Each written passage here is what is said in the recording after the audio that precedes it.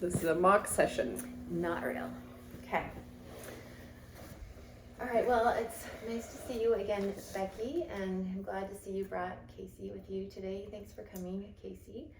I want you to know you obviously know I've been meeting with Becky. I also do couples counseling, and Becky thought it might be nice if we all could sit down and talk together about some of the things that are going on in your relationship.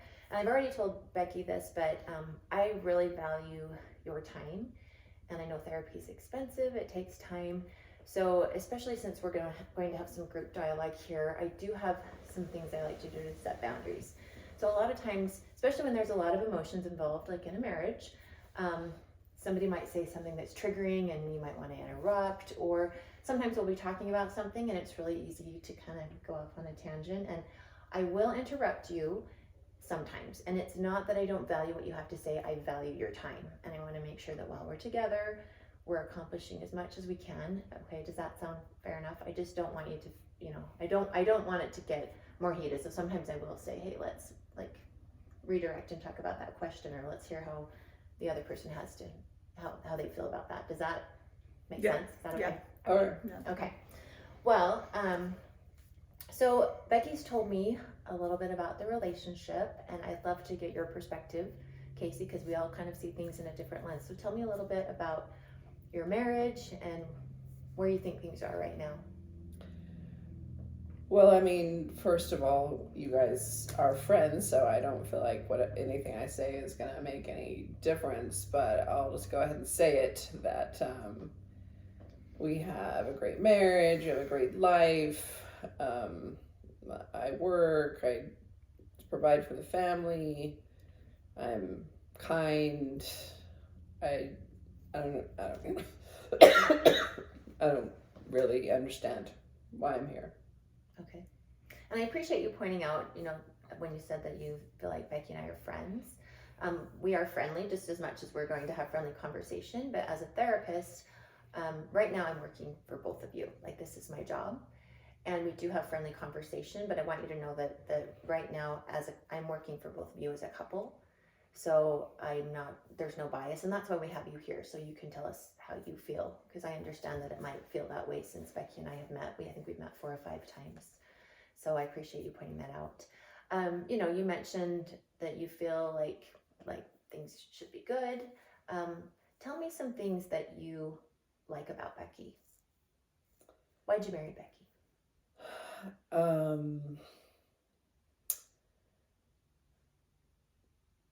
We met in college. She caught my eye. She's a very beautiful woman,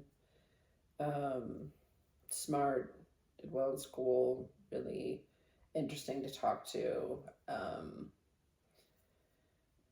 We both, liked kind of outdoors kinds of things, hiking, and so that's nice that we have that in common. We can, go on outdoor adventures together and go camping and stuff. So yeah, I think, I married her because I loved her and I thought we were compatible and we could have a great life together. Okay. That sounds like you thought Becky was a pretty remarkable person, so I wanted to spend your life with her. Yeah. Yeah, that makes sense. So now I'm going to ask you the same question, Becky. Like, why'd you marry Casey?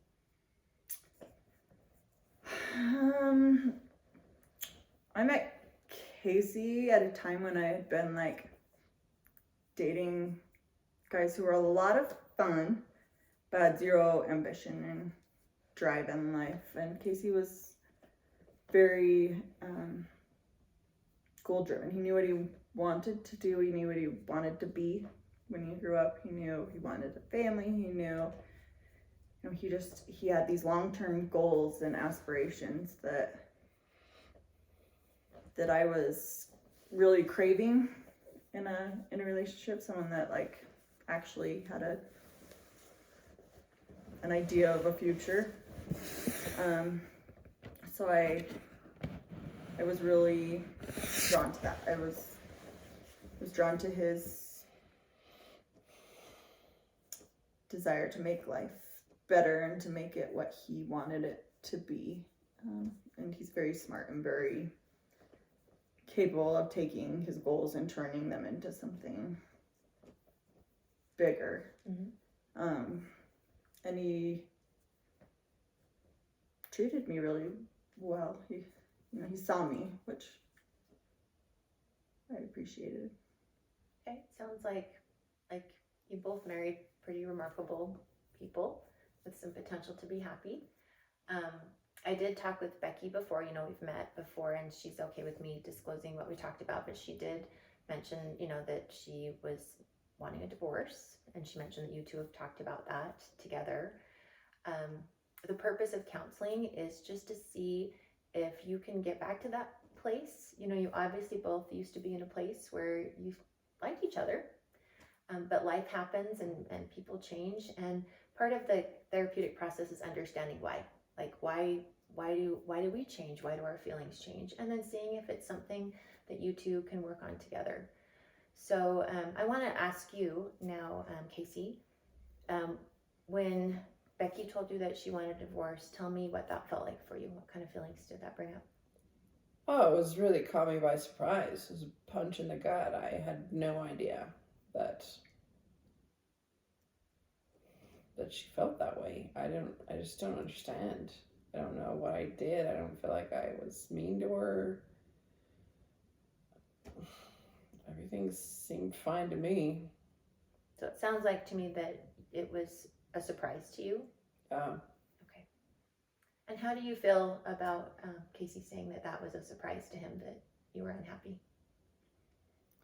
I was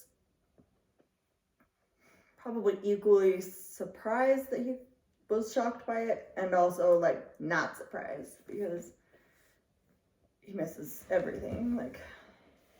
He obviously hasn't caught on to the fact that I've been unhappy for years, because he's just caught up in his own world of work and doing his stuff, that I'm just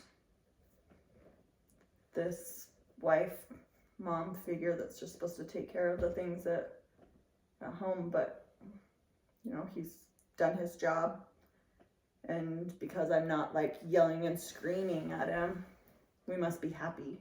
Or if I'm I've tried before to express the things that I'm grateful for. Maybe if I say that I'm grateful for these things that he is doing, it will inspire him to do more.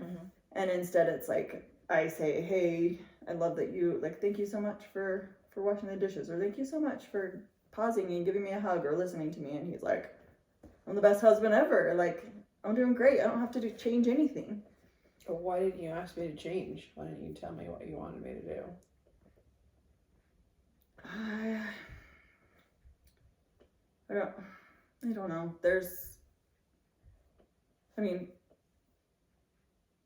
We don't talk very much. We haven't ever, it's hard to find time because you're so busy at work and so busy doing all the things that I'm taking care of the kids and getting everybody where they're supposed to be, and working my job as well. And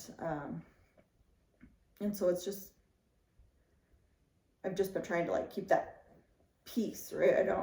I've just always hoped that I feel bad getting after you for stuff, because you take everything that I say and turn it into I'm the worst.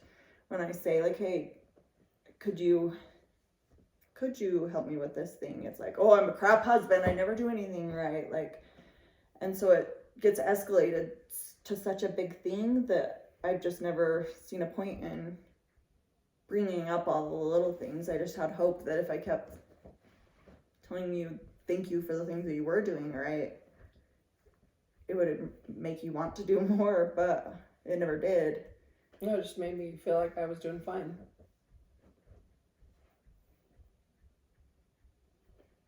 So I really appreciate seeing this exchange between you two, because it sounds to me, Becky, like you have a hard time communicating what you really feel beyond a certain point. that you are validating him and showing appreciation for things, and then when he's not responding with what you need, you don't communicate further. Does that sound Yeah, that's right? probably fair. And I think it's because he's not, because he gets mad, like he's just mad. Yeah. And he gets upset about things when you do bring them up, so it's just not worth the fallout of it. It's just easier to not talk about it. But you're just so critical when you bring it up. And you take everything I say as though it's me criticizing, when it's just how I feel. Like I can't have feelings, because anything I feel, it's about him. Like, hey, I'm tired, and it's like, oh, I'm sorry I'm not doing enough so that you can't sleep and you're always tired. Like, I can't, everything that I feel, he takes on and gets mad about it. And so I just don't share any of that, because it's just really not worth. Then the whole house is on edge and the kids are on edge, and it's just not worth it. Yeah. So I have a question for you too. I'll ask you first. So Becky, do you love Casey? I think so. I don't know. It's been hard to for me to find that space of knowing, do I love him, or I care about him. I know I care about him. Okay, so it sounds like you have some love for him, but you're kind of unsure what that. Yeah, I love him, and I don't know if I'm in love with him. Okay. But I love him as a human. Okay, that's fair enough. And then Casey, I'm gonna ask you the same question. Do you love Becky? I do love Becky. I think we have a more mature love.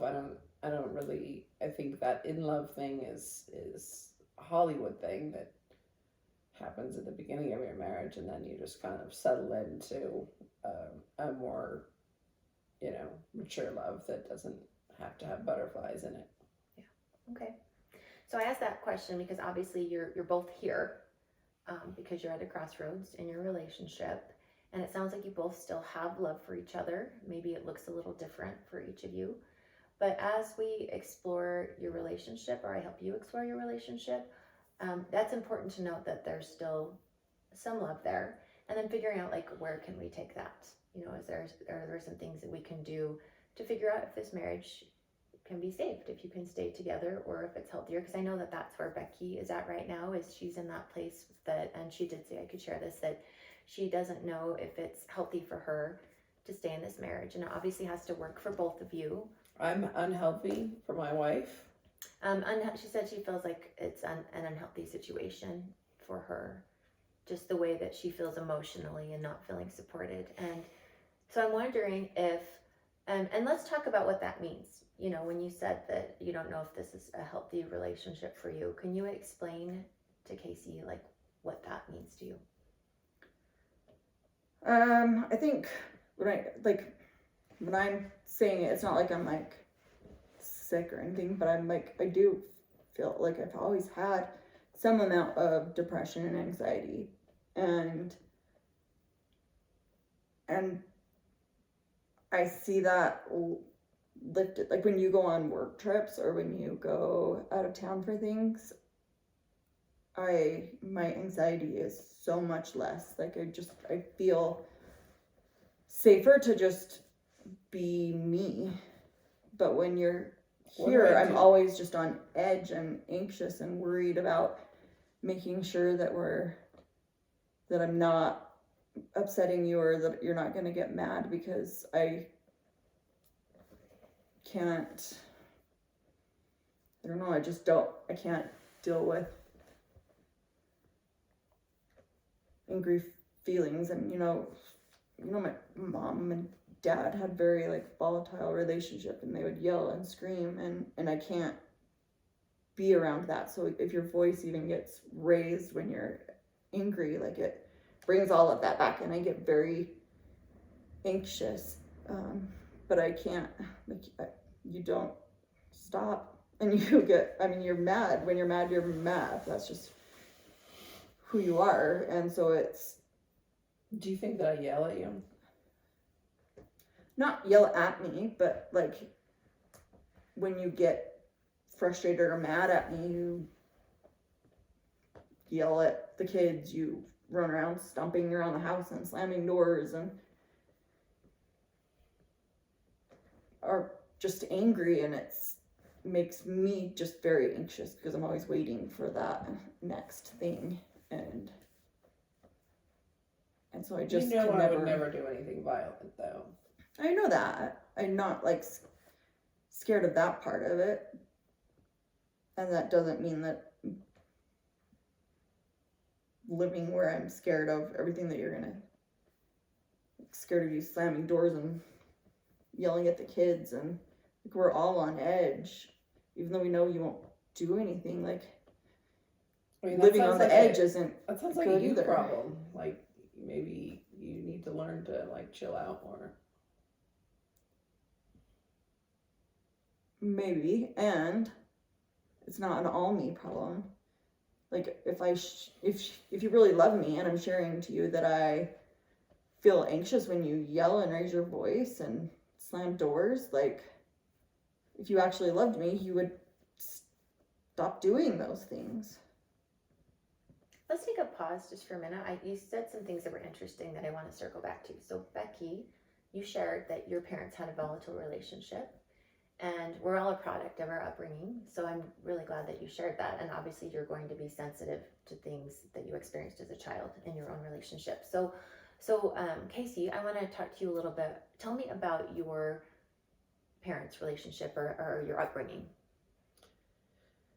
I mean, that's just kind of normal that people, I mean, when someone gets angry, their voice raises and you have to do something to discharge that energy, like slam a door. Mm-hmm. That's not hurting anybody. It's just a way for you to calm down.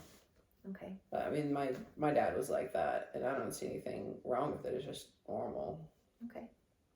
So Becky, when you hear Casey's description of his parents' relationship, how would you classify their relationship? Do you think it sounds similar to your parents, or does that sound different to you? I mean, it's sort of similar, but just because it's the same doesn't mean that it should be normal. Like, I don't think that I had a lot of friends, and I still do now as an adult, have lots of friends who are in relationships where they get mad and they go on a walk, or they take a break, they pause, they chill out before they march around and yell and slam doors. Like, just because something was normal in our lives doesn't mean that it should be normal moving forward. And if it is, I don't want that normal.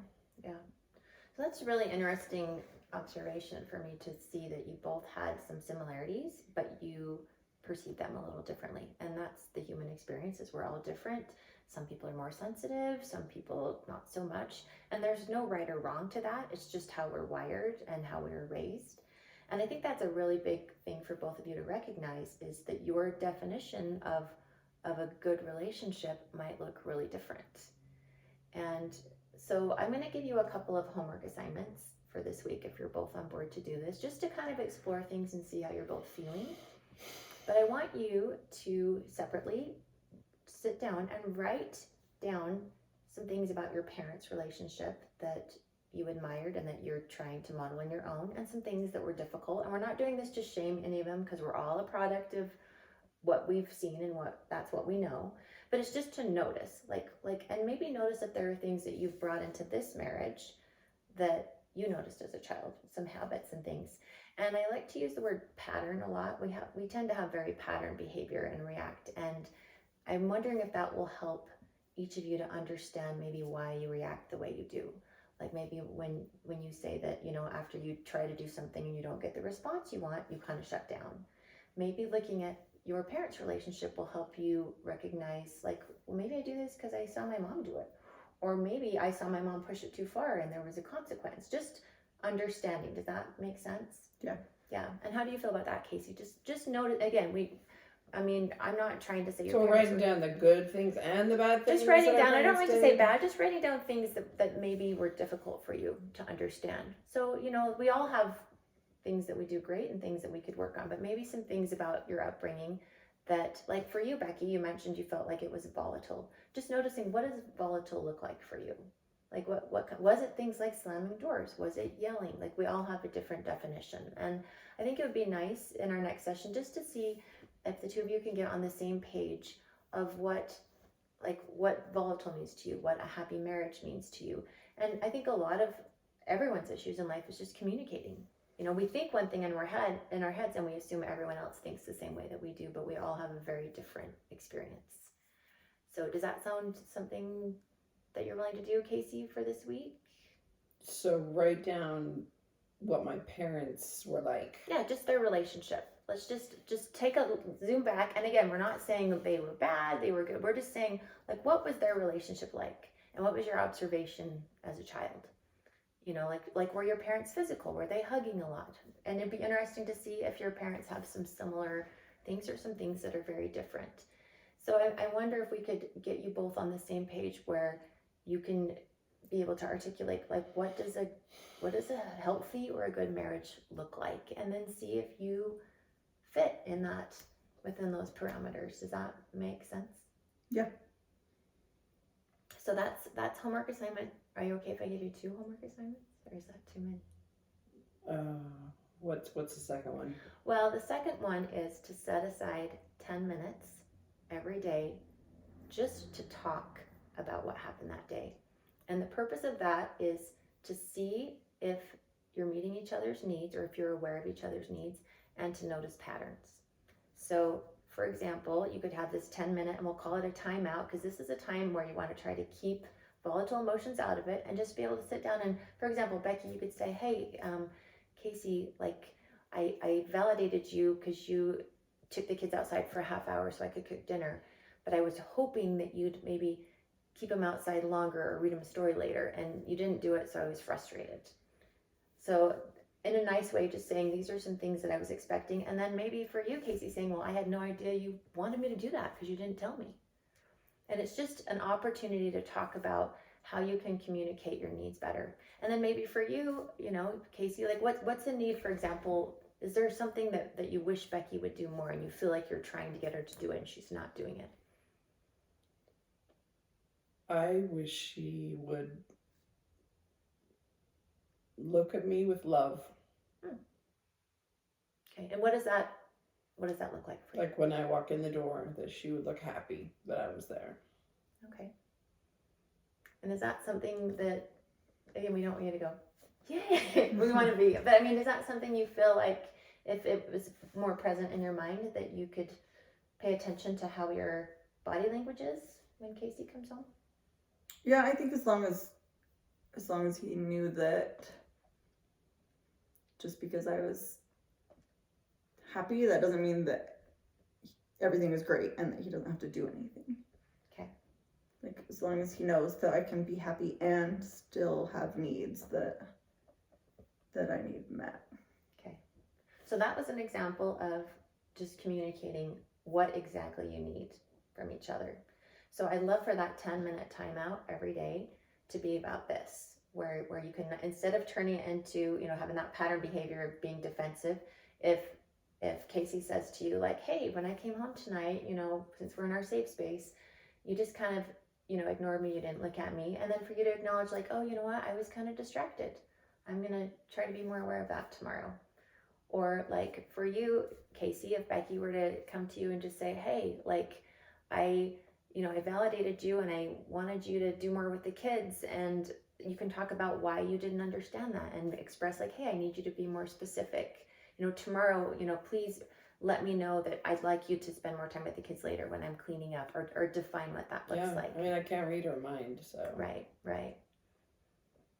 So I feel like we've already kind of found a few things that you could work on together, because it sounds like you started off great, you liked each other, but you know, time can wear on us sometimes and we develop patterns. But again, let's look at those 2 homework assignments and see if you can come back next week with a little more insight into each other's idea of a relationship. So the first one, remember, you're going to write down a little bit about your parents, their history, what your experience was watching them and their relationship. And then you're going to do a 10-minute kind of a timeout together every day. and you decide what works great. If it's the mornings, you know, I know you mentioned that Casey's gone a lot. So the two of you sit down and say, hey, like maybe in the morning we can sit down at breakfast for 10 minutes, just the two of us, and talk, you know, when kids aren't around. Or maybe that's in the evening, maybe it's lunchtime, but you two decide what works best for you. Okay. Does that sound doable? I can do that. Okay. Yeah. Well, I really appreciate you both coming in, and really appreciate you coming in, Casey, because I know that can feel a little daunting, feeling like you're coming into something that's already been established. But I just want to remind you, like, I'm here to see if I can be of help to you as a couple, and see, you know, if you can explore how you felt when you first got married, and if you can kind of go back to some of those feelings, even with all the life experience you've had in between. All right. So, okay. Well, thank you both for coming. Let's plan on the same time next week, if that works with both of your schedules. Yeah, sounds good. Okay, sounds great. We'll see you then. Thank you. Thanks. Oh, I should do this one first.